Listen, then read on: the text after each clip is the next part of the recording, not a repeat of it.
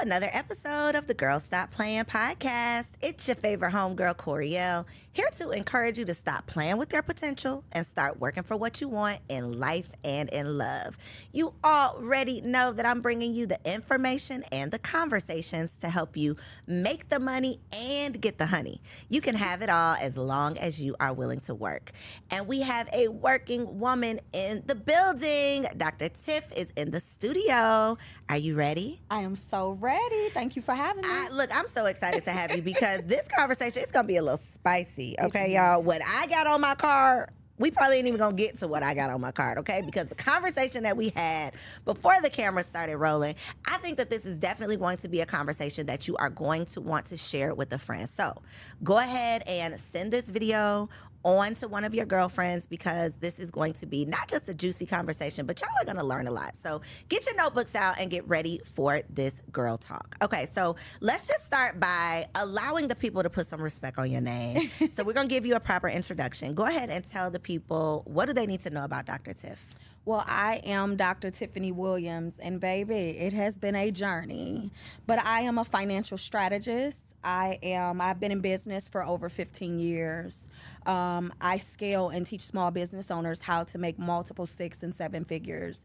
I've created over 27 seven-figure earners, allowing them the opportunity to work with me hand in hand to learn diversification, to learn how to have asset protection, and to build not just their personal, but their business for generational wealth. So that is my area of expertise. I love it. So we always talk about, like, we throw out the term generational wealth, but we don't often have the conversation about how to actually make it happen. Absolutely. And a lot of my audience, well, 99.99% of my audience is Black women. And as, you know, women who desire to become wives, who desire to become mothers, having a grasp on, like, what generational wealth looks like and how we can actually attain it, it a lot of times falls back on us because we're managing these households, we're raising these children, we are preparing for the, you know, for the future generations. And so I think that this conversation is going to be good, not just juicy, it's going to be really good because we're going to put some substance to the generational wealth concept of, like, how is it actually possible. But before we get into that, I want to start with, like, the pre-business, because we're going to talk about business, but we got to get in your business too, just a little bit. So before Dr. Tiff, yes, what were you doing? Maybe, like, in these streets. What was you doing, Dr. Tiff? Goodness, before I was Dr. Tiff, honey, I was Tiff. Come on, Tiff. Okay. Listen. Where's Tiff from? Let's start there. I'm a native from Detroit, Michigan. We got a Detroit girl. Y'all know Detroit girls do it a little different, okay? We got a Detroit girl in the building. So what was you out here doing in these Detroit streets? Listen, I was an underdog always, and raised by a single mother. My girl, but was abusive. Very. She was very raw, very hard, very uncut. Just to give you a little example, and it's gonna make you cringe, but my mother done put guns to my head. She done bust a window with my body and hung me out the 2nd floor. I had that type of mother, but I still loved my mother because that's all I knew. So moving forward. Wait a minute, we can't move forward. Hold on. We got to move forward. Was that a reflection of her childhood? Yes, a reflection of her childhood, her upbringing, and just. Was she a product of abuse? She was a product of abuse. Okay. And she was extremely, anything you could do, I could do better. She was hardcore, she was raw, but she still had a heart. Mm-hmm. And that was the way that she showed love. Now, did she miss any of my activities? No. Was she still the neighborhood mom? Yes. Was she going to cuss out everybody's kids? Absolutely. Were they still going to come back and eat with us? Yes. You have siblings? I'm an only child. Wow. Okay. I'm an only child. Okay. So when you were experiencing, I ask because sometimes it's, not even sometimes, I imagine all the time if you're experiencing those traumatic situations, because yes, at this point, like, you are a mature, evolved woman. So you can probably, you know, apply, like, your mature mind to some of the things your mother might have been going through or why some of the things happened the way they did. But in that moment, when you were a child, I can imagine that experiencing those things alone, like not having a sister or a brother to go through those things with, or to say, hey, you know, this hurt me, or, you know, this is how I handle this. What are you going through? Or how did you experience it, or whatever? I can just imagine that it had to be tough going through those things alone. What do you think that experience, how do you think that affected who you grew into? It affected me tremendously. And it wasn't until I was in my late 30s that I really got over it. And You're not in your late 30s right now? I'll be 41. Wow, you're looking good. Thank Okay. you, sis. Thank you. Okay. Yeah, so it had a lot of wear and tear on me. I was a product of my environment. I thought that was normality, but it really wasn't. I got to experience love from my friends, parents. I got to experience massive love from my grandmother and my grandfather, and my mother's mom as well. But my grandparents on my dad's side, I was more closer to. He's been on drugs since I was 2, so they took on his responsibility and obligation. So I had a form of balance, but it still was, all I ever wanted from her was to be recognized, loved, and appreciated, and to be shown like she's proud of me. And for many, many years, she didn't do that. Even as an adult, I yearned for it. All the time, like, just be proud of me, you know, in my most vulnerable and deepest and worst situations I've ever been in. She would support, but it would still be the hard love support when I needed nurturing.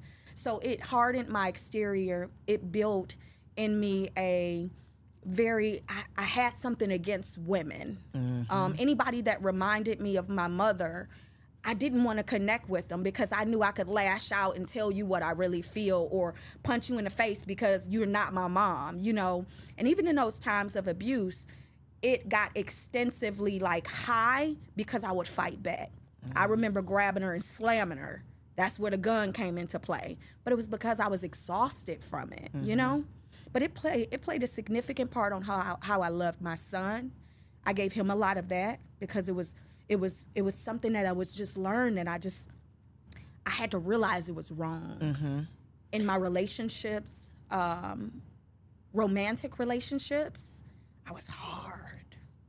And a lot of times that's why I asked, was she a product of abuse? Because a lot of times we unconsciously do what was done to us, but we rationalize it if it's not as bad as it was done to us. Absolutely. Because it's like, well, I'm not as bad as my mom was, and I turned out okay. So as long as I don't do you how I was done, as long as I just do a little bit better than how I was done, then I'm doing what I need to do. And, you know, logically thinking, yeah, as long as you're doing the best that you can, that's all that we can expect of you, especially if what you experienced was so traumatic. So for you, in turn, when you became a mother, I would love to know how you think that did it affect you in the sense of you repeated some of that abusive behavior because this is all that you knew, or did you go to the extreme, like, I'm going to be the complete opposite of what I experienced? Like, how do you think that it made you overcompensate? Do you think that it made it tougher for you to be affectionate because you didn't grow up with affection? Like, how do you think that transferred to you as a mother?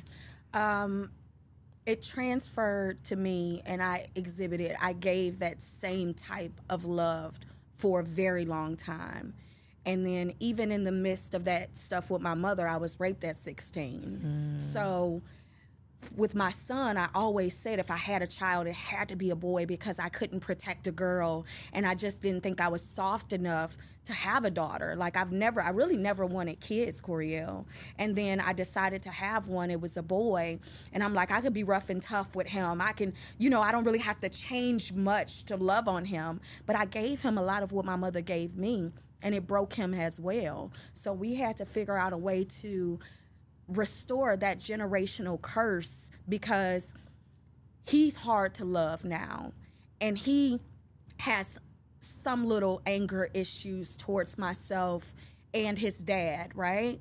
But if I would have given him the softer love, if I would have nurtured him in a way that wasn't so it's certain love. Things that would have been brought out of him at an ease. Yeah. So I had to learn how to pivot and transition and try to restore what was broken even in him, giving him the same love. It might not be a gun or busting a window with your body, but I might do name calling, or I might tell you stop crying like a wuss, or you a boy, you supposed to be strong, as if they cannot have vulnerability or a voice to speak out without a woman lashing or yelling at them, because it builds a foundation where when he gets a woman, if she yells and lashes, now he's triggered.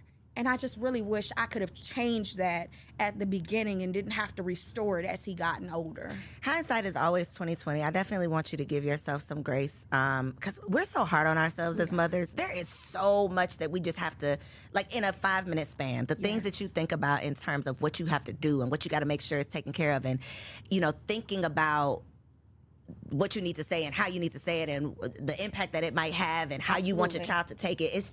And my son is 2, and I'm still thinking about the things that I say and do and what he sees, how it's going to impact him in the future, how he's going to repeat what he saw, how I am the example of a woman to him. You know, it's so much responsibility. That's why, you know, as women, I think that the bulk of the responsibility does fall back on us when it comes to these children, and that is why we have to do all that we can do to become the best that we can, because their lives are going to be shaped by the life that we're living, you know, and what we give. And so I just say that to say I do think that you have to give yourself grace, because you did the best that you can, you know, the best that you could with what you had. And when you realize your best wasn't good enough, you decided, I'm going to make it better. I'm going to do whatever I can to improve even now, you know, what I'm putting out, because you understand the impact. But it's generational. You know, like you said, it's generational. It's a generational curse. We talk about generational wealth, but in order to build that generational wealth, we have to peel back the layers of these generational curses, because a lot of the things that we're subconsciously doing, it comes from slavery. Like things that happened before we were literally even in this body, before we were having these experiences, before we were, you know, here, we were there. Absolutely. And so many of us have not recovered or even acknowledged what we went through when we were there. And so we don't understand that our natural instinct to spank our kids comes from us being whipped. We don't understand that our natural instinct to curse out our children or to belittle our children came from us not wanting the slave master to see any value in this child, because they ran the risk of them, you know, taking them away from us. If they see that they're worth something, you might want to take my baby. So I got to curse him out in front of you, you know, so that you know that he's worthless. And it's these little subconscious things that we don't address, that we don't acknowledge. And then our kids, who are way more removed from slavery than, you know, our great grandmothers, they're dealing with these same things, not even knowing why.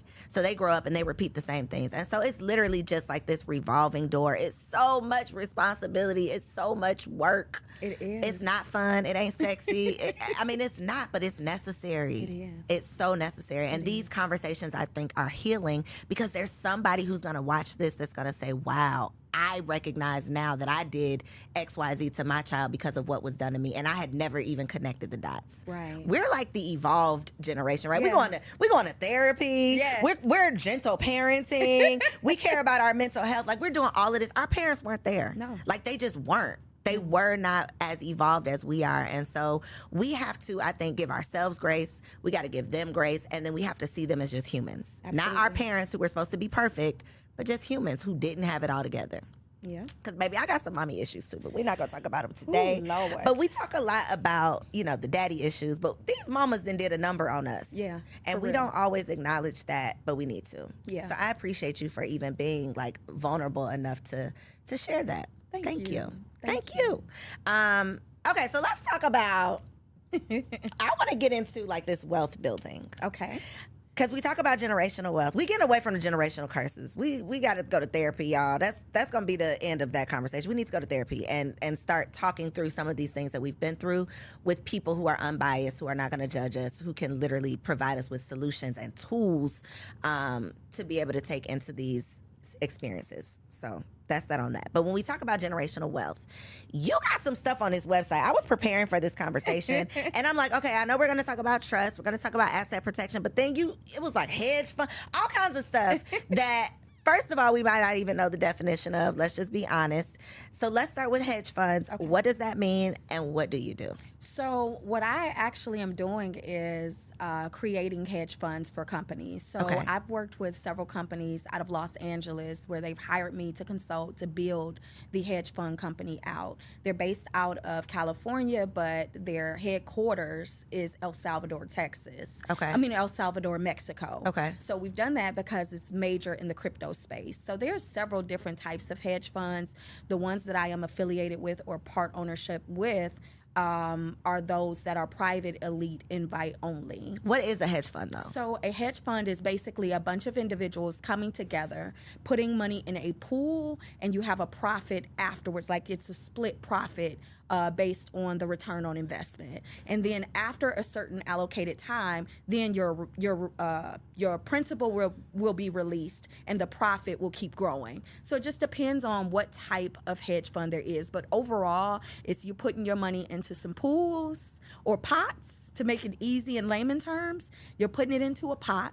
You're getting a return on investment, and your principal will be released at a certain allocated time. But this ain't no susu now, is it? No, it ain't not no at all. Okay, I just want to just put that out there because the susu had us in a chokehold a couple years ago. I was really against the susu from the beginning. Me From the too. beginning. For me, and the people don't know where the susu comes from. It comes from the Asian community. Oh, I thought it was African. Actually, the Asian community. What they do is they find out in their circle of influence, in their Fave 5, what all they need. And what they do is figure out how much they need, how can we get that to them so that they can build generational wealth. And they supply what's needed for their own community, whether it's their siblings or circle of influence or Fave 5. They came together and gave what was needed. As they built and they created income, then they passed it back down to the next individual. They didn't do a 300 for 5,000, okay? It's sad, but our community will find some way to finesse, and it's going to be a lose at the end. But for the hedge funds, you have to have a certain type of capital. You have to be extremely resourceful, and you have to be invited into real hedge funds. So it's like an investment group. Absolutely. Almost. So we put our money together. We decide together what we're going to invest in, or that's already like predetermined. So let me just give you an example. For this particular hedge fund, what they did was say, this is the number that we want to get to. And each person that put this money in, this is what you will get every week, every month, and what you would look for at the end of your 12-month term. So you have different amounts that you can go in at, and you also have different distribution times that you can go in. Okay. If you decide to lock in and say 16 months and not do a 3-month, of course your return on investment is going to be much grander versus someone who's like, I want to start getting my return on investment in 3 months, every increments of 3 months, every quarter. Right? You're going to get a smaller return on investment. Right. Because you're not waiting. It's not sitting as long. Yeah. Okay. And do you have to be a certified investor to do this or no? So you don't have to be a certified investor, but the people who create the hedge fund, you have to be certified. You have to have your series. You have to have the proper licenses. And a lot of it that we're doing is cryptocurrency, and crypto is 100% legal in El Salvador. Gotcha. So that's why it's based out of there, but funneled through California. Got you. Yes. So many, I say Black people are late to the party on everything. Like we are late to these conversations, and then by the time we catch up, it's like a foreign language. Absolutely. It's like the money has been made. Yeah. It has happened. The party is over, and then we show up to the door like, but wait a minute, we just not getting the invitation. So how did you end up getting into this space? So, you have to pay to play. And I wanted to enhance my credibility and what I can offer my community in financial services that only the 1%ers can, are allocated to have that privilege. So to be able to get at the table, sit at the table, create relationships, and build from there to give my folks an opportunity is what I did. So as a 1%er myself, I have the opportunity to sit with those people who make the decisions and then have the opportunity to bring you in before it's flooded and you can't get in. Gotcha. I had to pay to play. Got you. And that's the part that a lot of people don't want to hear. And not even that they don't want to hear it. I think that's the part that we don't say a lot because we see people in certain places, but it's just like we see them at the destination, but we don't know like the vehicle they had to ride in to get there. So we want to go to the destination. We don't know what type of car we need to be looking for. We don't know how long the ride's going to be. We don't know how much money we need to put in the tank because they missed that part of the story. They're just like, oh, I'm here now. So I'm glad that you mentioned like I had to pay to play because a lot of people think, oh, you just ended up there or you just knew somebody, which sometimes you do know, and even the person say, okay, but you still got to pay to play. Absolutely. So I think that that's important that you mentioned that part of the conversation. I want to talk about trusts also, okay, because I feel like similar to hedge funds, we hear about these things. Like, it might not be a foreign concept, but you might not really understand the intricacies of it. So talk to us about what trusts are and who might be ideal to need a trust. So a trust, you have different types of trust, but what most people know is the revocable, irrevocable, the charitable, the beneficiary trust, or the business trust. So what I do, I work with the number one company who has created the trust that is backed by the IRS, stamped. They have been through litigation and never lost. So you have to look at what type of asset protection are you desiring? Are you desiring an asset protection that secures you while you're alive, or that secures you while you're alive or deceased? Do you want to have an opportunity to gift your children assets that are non-taxed? While you're alive, do you want to pay taxes on only fun, food, or fashion? While you're alive, do you want to have accessibility for people to know what all you have accumulated, or do you want it to be in secrecy, right? So it just really depends on what do you desire for yourself. For Let me, me tell you what I desire, and then you tell me which one it is. If I want to hide everything I own, not hide. Anonymity. Use anonymity. Okay, if I want to be anonymous with the things that I own, I want to leave something for my children, and I want to be able to benefit now and later. So for me, I would recommend you do a beneficiary trust and a business trust, because I know how excellent you are in that sector. You also have assets. You want to have asset protection. People use the words own nothing and control everything very, very frivolously. The only way that you really, truly own nothing and control everything is have the correct trust in place that is 100% asset protection for your life, for your kids, for your grandkids, kids. That is the only way that you do it. An LLC does not secure your company, your assets, because they can be sued, and penetratable, because if you are operating from a sole proprietor DBA aspect and you have an LLC, the IRS does not acknowledge LLCs, which means that you can still be sued. Say, for example, in front of your house, somebody trip and fall, break their hip.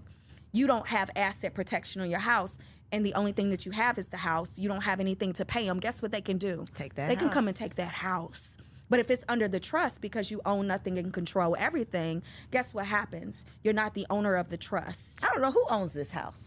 You're not. They would have to figure that out. But guess what? It's under a trust. You have the capability and the ability to make sure that you are 100% protected from your assets to your bank, from your cell phone. My cell phone is under my trust. You know why? Because my cell phone is a bank. You know why? Because I do a lot of cryptocurrency. So for me to have my cell phone under my trust, in the event something happens and they're like, give me your wallets. Well, my wallets is in my phone, and my phone is under my trust, which means my wallets are protected under the trust. I do not own that, right? So can a trust be sued?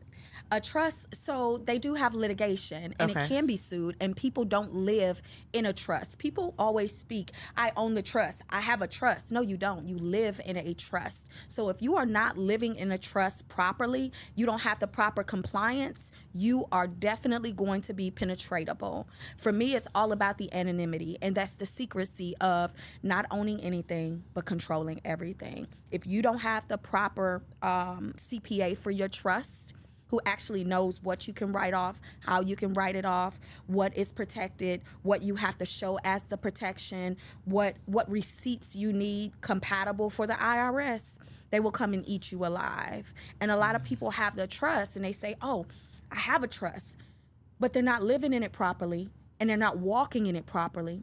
They don't even have it set up properly for the assets that they have allocated for it. So how much does it cost to set up a trust properly? Okay, so I'm gonna tell you how much it costs to set up a trust for me. Okay. The minimum trust that we have is $25,000. And is that, when you say the minimum trust, do you mean the minimum fee to set up the trust, or assets that go in this trust needs to equal that amount? The minimum fee is $25,000. Okay. And then I do a special with the beneficiary and a business trust.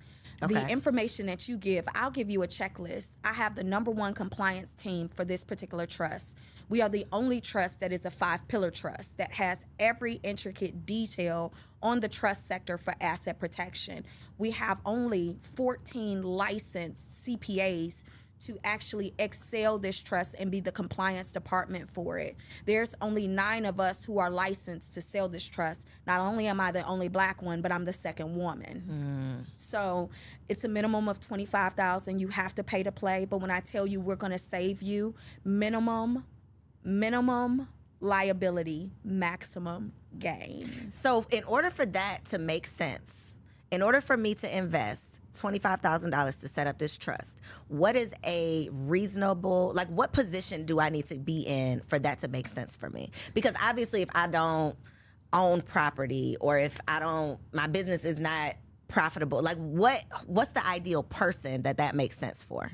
So it wouldn't make a beneficiary trust would make sense for anyone, even if they aren't owning a property yet. Okay. But if they're looking to get one, whenever you get your first property, you need your trust. If you start that business, you need your trust. But I always tell people the quality of life that you desire will come from how you structure it. A life without an agenda has no structure. I saw that on your website. I said, oh, that's good. That is good right there. Yes. Yeah, so you got to prepare for it. And if you're walking in alignment with your purpose, your passion, and even how the direction you desire to go into with your family structure, then the trust is necessary. Because one thing about a trust, you don't have to wait for the courts to say, hey, my children can get this. They're not double taxed. When you have the proper trust, you're only taxed on fun, food, and fashion. You pay yourself a salary through the trust. And everything that is fun, everything that is food, everything that is fashion. But when you have the right compliance, say you bought a yacht, but it was for fun, but you rent it out 6 months out of the year for people to rent as a business, right? So it could pay for itself. That would not be considered fun anymore. That would be business. That's a 100% write-off. Say you purchase a vehicle. Everybody loves the G-Wagons, right? The weight of the G-Wagon allows you to be able to write the entire thing off, right? But now in 2023, they've changed the rules. But what happens when you just stick your magnets back on there? Now the rules are back to your advantage. So you have to have the proper compliance departments to teach you how to actually live in it to benefit. Because if you're making millions and you're only paying taxes on fun, food, or fashion, the $25,000 to $45,000 that you pay for the trust, look at what you're saving annually. Long term. You ever been audited by the IRS? I have not been audited by the IRS, and I have been an accountant for over 12 years with under 1% audit rate. But you've worked with people who have been audited. I have. What makes people get flagged? The IRS, you have to tell a story. And if the story is not 2 + 2 = 4, and it's 2 + 2 = 17, you're going to get audited. Look for you. So even if you think you get away with it for 1 year, 2 years, 3 years, they might come back and say, I need you to give me the receipts for 2020. They already tell you that you have to keep them for 7 to 10 years. If you don't keep them, then guess what you have to do? You have to pay it back. So you have to make sure the story you're sharing is truth. You have the receipts. We are big on receipts, right? You have to have the receipts, honey. Girl. Yes. Thank God for technology, okay? Yes. Digital receipts. Yes. So you have You know to have people who receipts. still like store receipts like in an envelope? I do. I have clients I have clients still to this day that bring me a trash can and get a trash bag. And guess what I do? I charge them trash bag prices. I know that's right. Because if you don't follow the rules, it's easy for you to swipe. I don't care if it's a piece of gum. My business clients for accounting, I only do for $4 million. They have to be at $4 million and above for me to do their business accounting work. You're going to charge everything. I don't care if it's a piece of gum or a bag of chips. You're going to bring me 12-month bank statements. We're going to go over quarterly anything that doesn't have a statement, that doesn't correlate with what you sent me, so that I can prepare for you. When you bring me a trash bag, you're going to get the trash bag price. People who do this work are like so amazing to me. To even just think about what you just said, like we're going to go through. When my accountant want to get on the phone and ask me about that $4 that I paid, I just be like, just forget it. I'll pay, like, whatever I got to do with the $4. I cannot sit here and talk to you about this $4. How do you do this work? So I'm not that bad. Are you OCD? So I'm a numbers girl. Okay. So, I want to make the numbers. I don't want to manage the numbers, though. But in order to make the numbers, you got to manage them. Because you have to budget. And that still goes with the life without an agenda has no structure. a budget, a debt reduction plan, a financial needs analysis. At the end of the month, how much disposable income do you have? If you do not know that, how can we orchestrate building generational wealth, giving you an opportunity to have asset accumulation? One of the most important things that I teach is every individual, especially a Black individual, needs to own the assets that only the Lord created. That's oil, that's gold, that's silver, that's land. That's generational wealth. Those are the things that he created that will never be rebuilt, that'll never be taken off of this earth. We will have for the rest of our lives. So you want to start tapping into obtaining oil. Silver over gold. The value of silver is more important than the value of gold at the moment. But commodities are necessary. Real estate is necessary. Hard assets are necessary. So if you don't have disposable income, how can you say, hey, Tiff, I'm ready to buy some gold. I need $10,000 worth of silver. Okay, cool. I'm going to send you over the blueprint. Hey, Tiff, every quarter, I want you to just automatically withdraw the money for my gold and silver. Hey, who can you connect me to purchase some land? How can I connect to purchase some oil? But that $4 adds up, because that $4, just go to 5, Starbucks, minimum of $5. That $5 times 30 is a lot. That could go towards your silver. So that's why you have to have the life without an agenda has no structure. When you go and buy that $4 and you can't account for it, it's not you accounting, it's you not holding yourself responsible and accountable, because we are the accountability coach to help get you exactly to where you need to be. Get me together. See, that was for me. It was for me. Get me where I need to be, because I be looking like I paid that $4, you can have it, but you're right.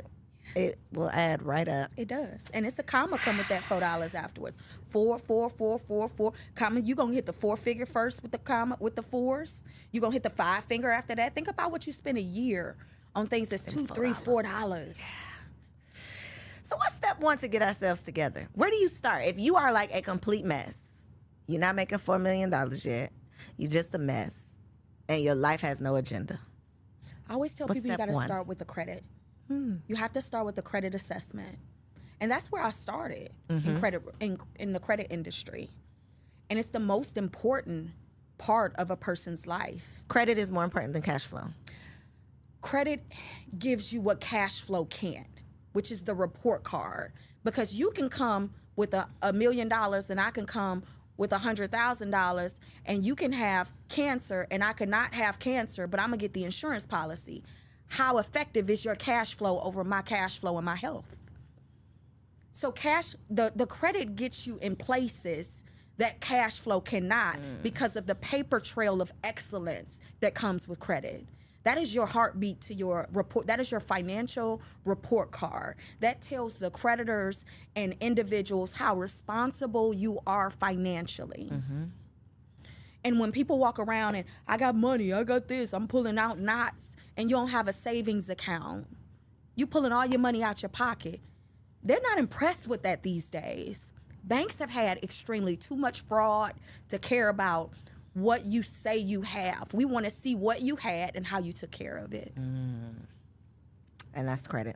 Absolutely. That's that report card. Absolutely. So if your credit is messed up, where do you start? Then where do you start? You got to fix it.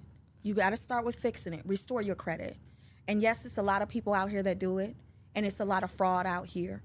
But it didn't take you overnight to mess it up.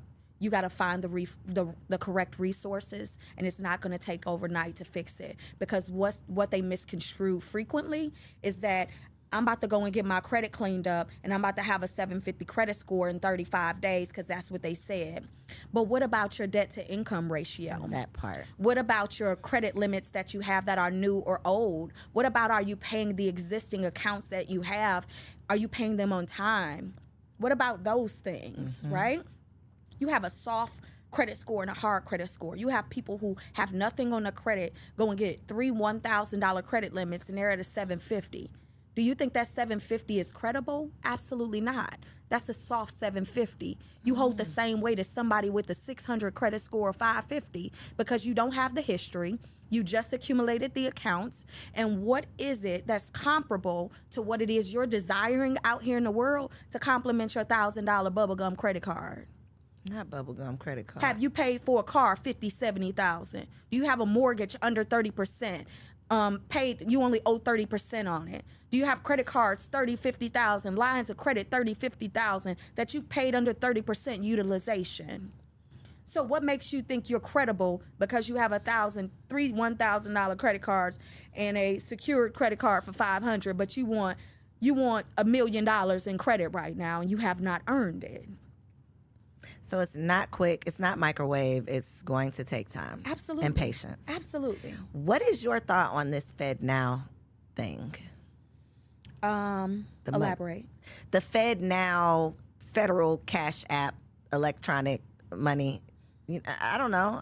Are you speaking about them keeping track of everything? No, the isn't it called Fed Now? It's like the Fed Now digital currency. It's like their version of like a Zelle that's supposed to be rolling out this summer. So even with the United States doing a cryptocurrency, right? They want their coins. Their coins has to turn in, their contacts have to turn into coins, right?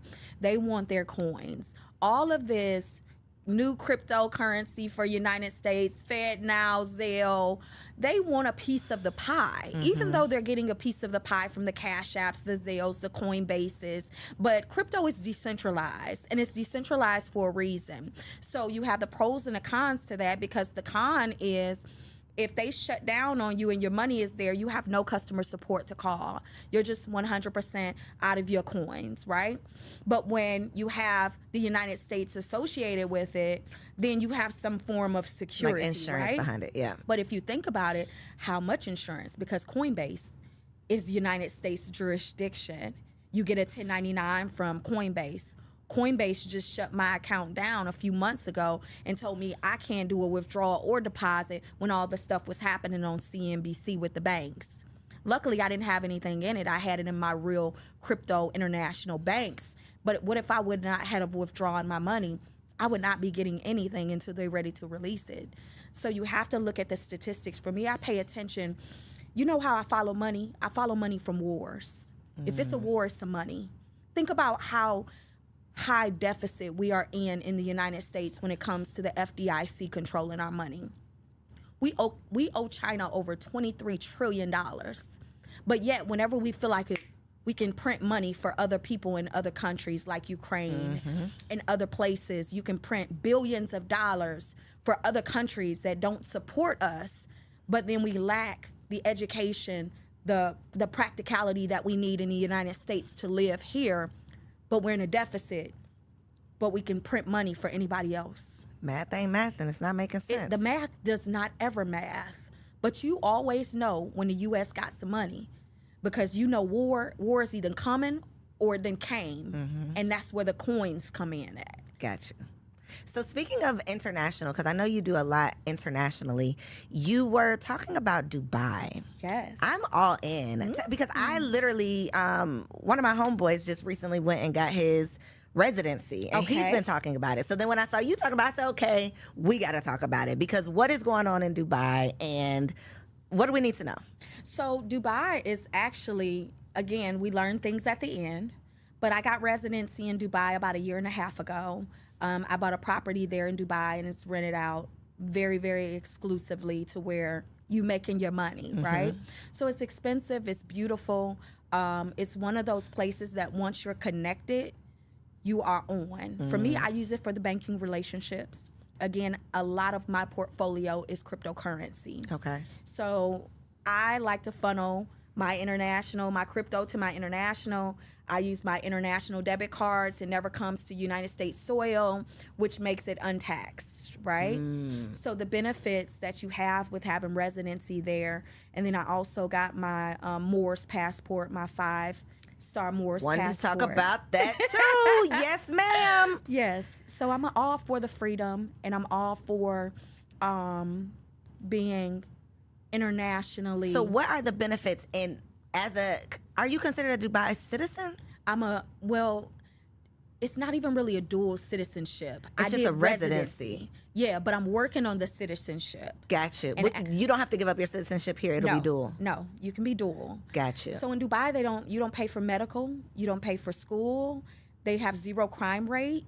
You can eat off their floors. Like, that's how clean it is. I tell everybody, Dubai. I went to Dubai for my 30th birthday, and that is one of those places that I just feel like everybody has to experience that. It's like a movie. Like, literally, you're living in a movie, and it's so unbelievable. It's so unlike anything we have here in America it's like mind-blowing, mind-boggling. So when I'm seeing this mentioned, I'm like, it's piquing my interest because, you know, now that I have kids to think about, I'm always like, what makes the most sense for them? And, you know, American schools are just like so awful that I'm always considering. So that's what I was thinking about when I saw your Dubai. Like, would this be an alternative for children? Depending on how you want to bring up the kids, Coriel. For me, I really am in a position in space where I'm like, every couple months I want to go somewhere different. I was trapped for so long. I want to experience new cultures, eat different foods, speak different languages. Yeah. You know, just encounter diversity at its finest. So it was more so about me creating banking relationships and being in the backyard of people who I do business with on the crypto side heavily. Gotcha. That's what it was about more for me. And then having that ownership and properties international, that's not the only place that I desire to have properties. Right. Because when I want to go, I want to go. If I say, you know what, I want my office to be in Paris, which Paris is not one of my favorite places, but I want my office there for 3 months. I like blue water and white sand. I want to be able to go wherever I desire to go and still make my money through the airways. Gotcha. Was purchasing property a requirement for the residency? No, but it helped. Got you. It helped. Okay. Yeah. Okay. Because I didn't get the 1 year, 3 year. I did the 10-year residency. It gives me funding capability. It also gives me really good banking relationships. But it gives you an opportunity to have access to things that visitors could never. Got you.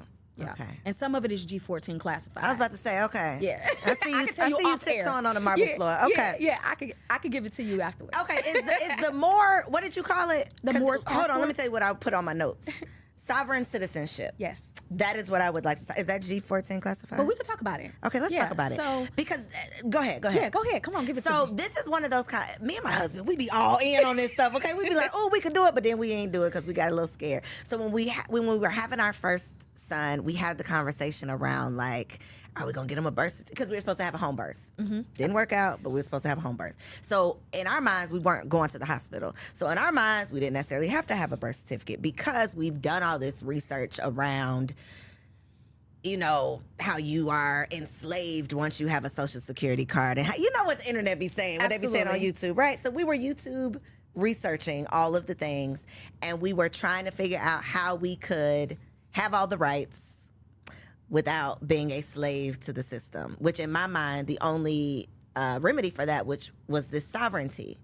We could not figure it out, but you have. So tell us what we need to do. So I don't have it all figured out. Okay. Because it's one of those things that you are learning as you go, Okay. right? And the education is extremely furthered.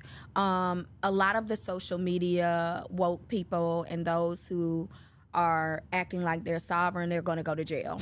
Okay, so let's be clear. We want to keep them out. We want to keep your people out of jail. We're not okay? going to jail over here. Okay, tell us the unjail way. Yes. So in order to live in sovereignty, you have to figure out if you're going to go private or public. Okay. And you can do both, right?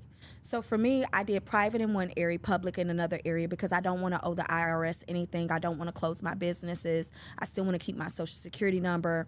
And I still want to be able to actively not be dissolved, but I also used it to my advantage with certain things that I'm still not even done with yet. Like I haven't sent my letter over to the Secretary of State. I haven't sent my letters over to the DMV for my driver's license, because honestly, if they pull me over and they read and I pull up and I come up, they're gonna let me go, right? I don't have to have a license plate. I don't have to have a driver's license because I'm not driving. I'm passing through, right? Driving is an illusion, So it's really a lot of deep. So like it's so much like when you look at the driver's license, all your entire name, first, middle, and last is in all caps. The only thing that is in all caps normally is a corporation. The United States is an LLC. If you look it up, they're not even a C corp or a S corp. They're literally an LLC. So when you see capitalization in your entire name, they're looking at it like you are a corporation. That's why they are funded. The United States is not just, oh, we just like babies, we're having babies. Every baby that comes out, they are getting a check. We have full accessibility to learn that. I haven't gotten to that part yet, so I'm not gonna finesse you. But what I have gotten is my Moors passport with my 5 stars. So as far as me needing certain things to go to other countries, I don't need that, right? And it's fruitful, but I'm really still learning in that. And I have a coach who I trust, who is off the grid, who teaches, and it's a certain caliber of person that he will allow. You have to qualify. He's not on social media. He's not teaching anything on YouTube. If you mention his name, you're out of his program. So you have people that are really walking in this. You have people that have homes and no address up front because you legally don't have to have an address up front, right? So there's a whole walk when it comes to the sovereignty side. And for me, I am not ready to be fully private. Because if you're fully, from my understanding, is that when you basically kind of give up your rights? That's when you can't travel and you can't work a job, or am I wrong? You Please could correct travel. me. You could travel, you could work a job. Okay. Because it's certain documents that when you hand them that, they're going to be like, oh, we don't take that, we don't this. You want to get sued? You better go to your attorney and figure out how you can make this play happen, because legally and under the Constitution, this is what I belong to. This is mine. This is my right, right? But the education is so deep. When I tell you, if it's this big, this is just where I am, and I know a lot. Girl, because let me tell you, they pull me over and I would be under the jail because I ain't gonna say the right things. I don't have the right paperwork. That's the part that it's like you don't want to play with it. So as you mentioned, those people gonna go to jail. You probably will if you don't really know what you're talking about. But you won't know what you're talking about until stuff happens, because nobody has like this book of A to Z. So when I go to my coach about stuff, right, he'll say, oh, okay, well, that happened. Send it over to me. Let me review it. I'm going to tell you what to do next, how to do it, whatever, right? Oh, this happened in the airport. Like, if I go places and I show my Moors passport, they be like, who are you, the Princess of Zamunda? You know what I'm saying? It's like, it's so unbelievable. Serious. Yeah. It's serious. So, like I said, if it's this big, sis, this is where I am, and my knowledge is growing every day, and it's really living in that as well and experiencing it. But I would be lying to you if I said I just hold all the juice. Yeah, but you got a little drip though. I got a little drip. But so that doesn't affect. Obviously, that doesn't affect the business that you're doing and the trust you have. And no, gotcha. Not at all. Gotcha. Because you don't own the trust. Remember that.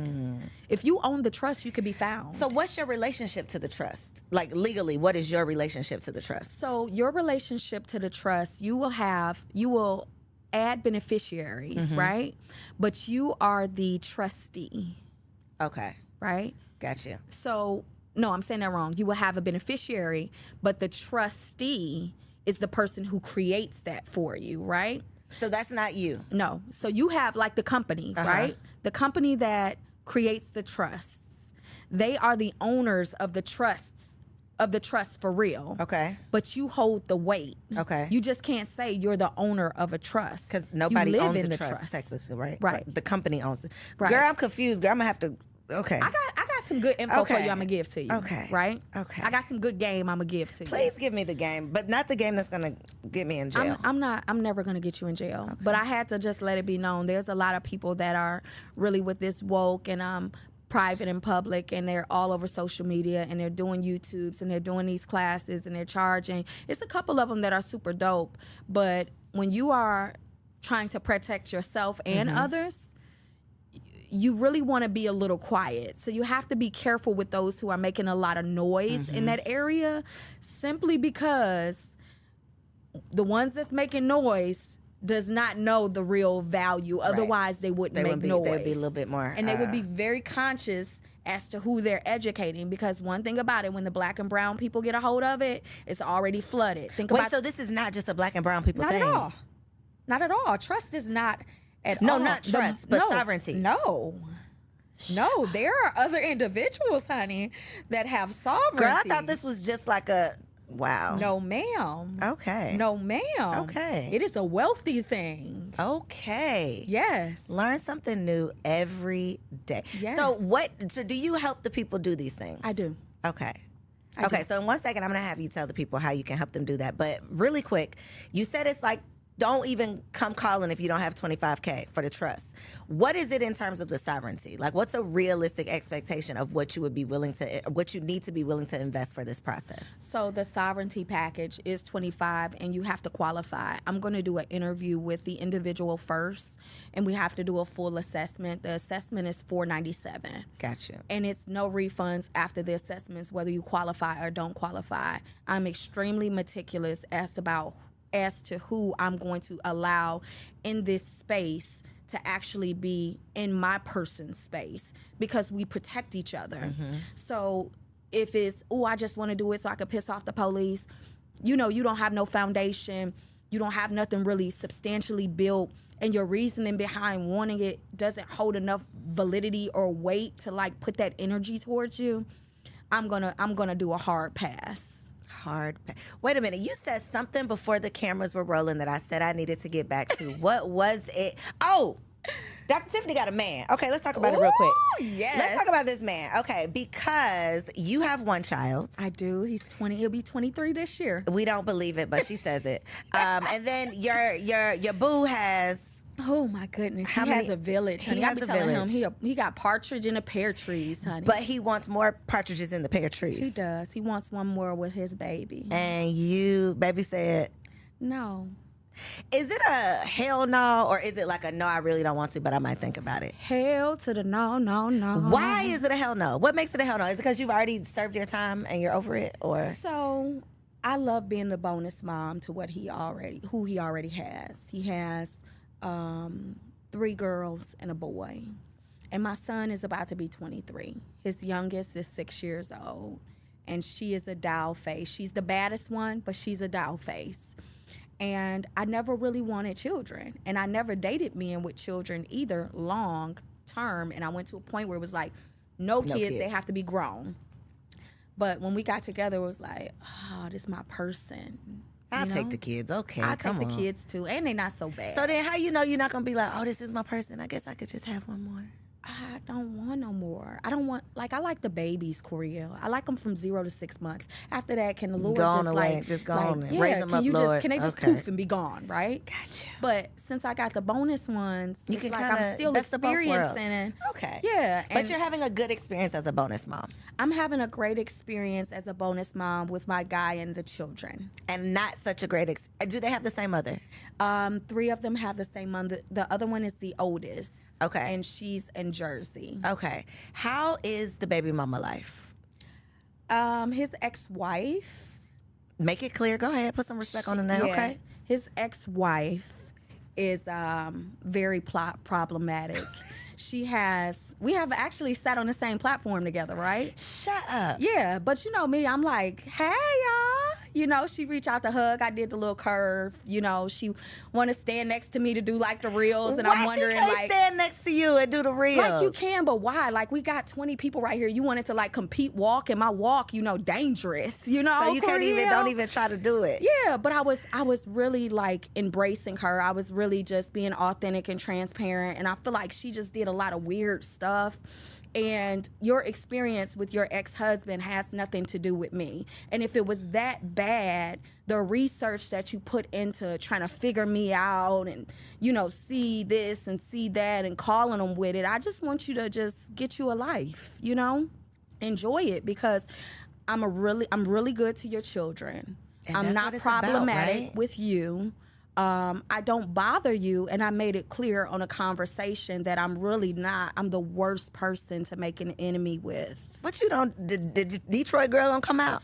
Slightly, but it comes out extremely professional, and it also comes out heavy. Girl, you It get them comes out together with heavy. you got a corporate get them together. I got a corporate get them together. You know, she put me in a space where I had to just pull like some records and then just say, "This you. Leave me alone. Don't play with me." Because I already know you, everything about you, everything you have, don't have, everything. Just leave me alone. Did she leave you alone? She been leaving me alone. Okay, she been leaving you alone. Okay. You had to get it together, but now she together. Okay, now she's together. It took that. Okay. Yeah. So we run in some of the same circles. So did y'all know each other? No. And then you met the baby? No, the boo thing? No, I never met her, never any of that. Because for me, like, I'm really like, I was real low key. I didn't like go to events. Even when I went, I wasn't popping pictures. Like, I really just got involved in this, like, you know, get out here and like let the world know you type of thing, right? But once now that I know her, everywhere I am, it's almost like she pop up out the woods, like out of a bush or something, you know? Here I go. Okay. Wow, can't shake her. All right. This is the three, the mother of the three. But the oldest, I absolutely love Tiff. Her name is Tiffany too. She's a Jersey girl, but she's so cool. She's pleasant. We kick it on the phone. Her daughter loves me. She's the oldest, and she's dope. Like, she's dope. She's not problematic at all. She has a husband. That part. See, when they be miserable and mad, it be because they don't be having no men, honey. They don't have nothing to do. Nothing. They are bored. Nothing to do. Come on board, baby mama. Yes. All right. Well, I love it for you, the fact that you are still able to live this motherly life that you weren't necessarily interested in, but God made a way for you to live it in your own way. Yeah. So I love that. Thank you. And I'm excited for you. When you're back, you'll be a wife to be. Yes. We're speaking that into existence. Give me that hand. Look, I'm rubbing it off, rubbing that energy. We'll have to have you back because I feel like we can go deeper, and I'm excited about it. And once you said you know this much of the Songbird, once you know this much, come on back to the couch because I'm serious about that conversation because there's just so much that we just don't know. I hate the ignorance that we are the victim of in our community. Because it's one thing if we had all the information, then we just decide we're not going to use it. But we don't even know that this whole other world exists that we don't have access to. So when it comes to the sovereign side, sis, it's a very, very little exclusive circle. Mm-hmm. And it's really not to be given to the world because if you notice how CPNs were never illegal 20 years ago. But when black people got a hold of it. Our people got a hold of it, now they are illegal. And the reason being is because of the manipulation, because of the theft, because of the fraud.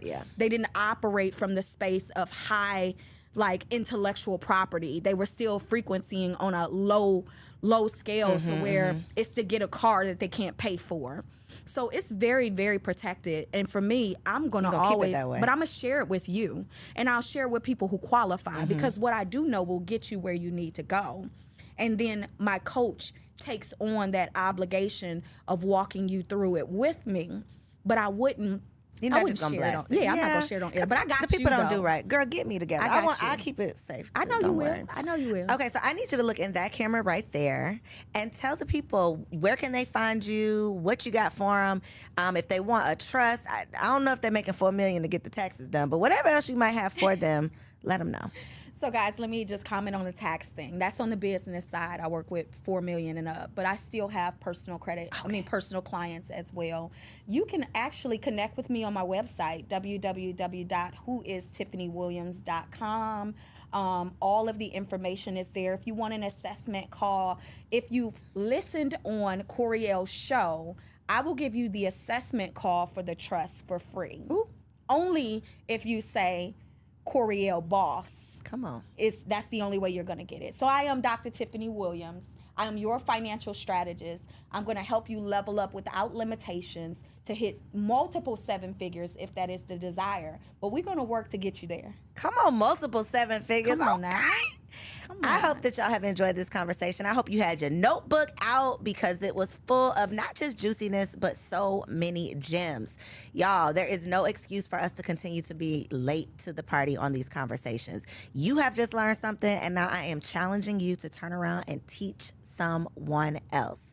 Make sure you like this video, comment below with something that you learned, and subscribe to the channel so that you don't miss out on any more amazing guests. I love you, and I'll see you on the next episode. Peace. If you enjoyed that episode, make sure you subscribe to the channel so you don't miss out on any upcoming content, and take it a step further and go ahead and join our private community over on Patreon because it comes with some pretty bomb perks, including early and discounted access to our upcoming events, behind the scene exclusives with some of your favorite guests, the opportunity to call in on an upcoming show, the chance to vote on topics and guests for brand new shows, and I'm even giving you unlimited access to my vault of business classes where I'm teaching you everything from Airbnb to developing digital products and everything in between. And you can get access to our Patreon for as little as $5 a month, okay? Get in where you fit in, and I'll see you on the inside. Peace.